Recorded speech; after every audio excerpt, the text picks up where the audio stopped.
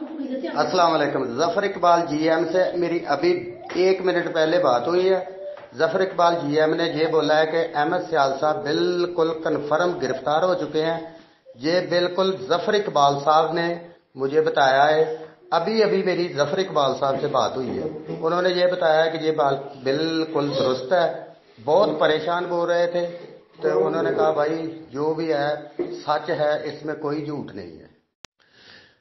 मैं इंशाअल्लाह ताला आपके सब जवाबात का सुबह जवाब दूंगा और इंशाअल्लाह ताला सुबह जवाब दूंगा। अस्सलाम वालेकुम दोस्तों, क्या हाल है? ठीक हो? ज़िशान विरक बात कर रहा हूँ। अच्छा यार, ये अभी कुछ लोग बोल रहे हैं कि सियाल साहब गिरफ्तार नहीं हुए या उनको पकड़ा नहीं गया, तो मैं आपको एक बात अपनी जिम्मेदारी पे 100% कन्फर्म बता देता हूँ कि सियाल साहब को लाहौर एयरपोर्ट से अरेस्ट किया गया है और FIA फैसलाबाद से टीम उनको लेने के लिए चले गई थी। बाकी जैसे ही वो उधर पहुंच जाएंगे, जो भी सूरत हाल होगी मैं आपको बता दूंगा। और दूसरी बात ये है कि मेरे भाई, सियाल साहब का पकड़ा जाना जो है वो इसको नेगेटिविटी ना समझा जाए, क्योंकि अदालत ने उनकी जमानत जो है वो मनसूख कर दी थी, अबूरी जमानत, क्योंकि सियाल साहब पेश नहीं हो रहे थे।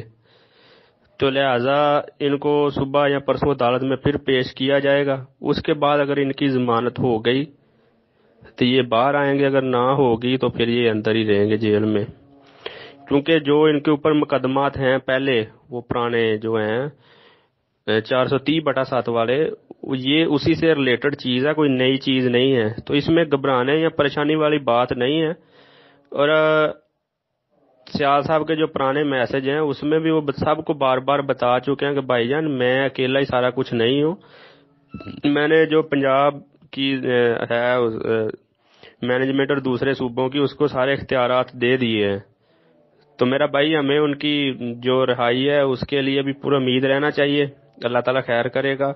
और जो हकीकत है उसको छुपाना नहीं चाहिए किसी से, क्योंकि अगर आज हम हकीकत को छुपाने के लिए एक झूठ बोलेंगे तो लोग उसको बेनकाब करेंगे, फिर हमें 100 झूठ और बोलने पड़ेंगे लोगों को इस बात के लिए कि जी हम जो कह रहे थे वो सच है। तो हकीकत यही है कि अहमद सियाल साहब अरेस्ट हो चुके हैं और उम्मीद है कि वो जल्द बाहर भी आ जाएंगे। कोई इतना बहुत बड़ा इशू नहीं है कंपनी के लिए ये वाला।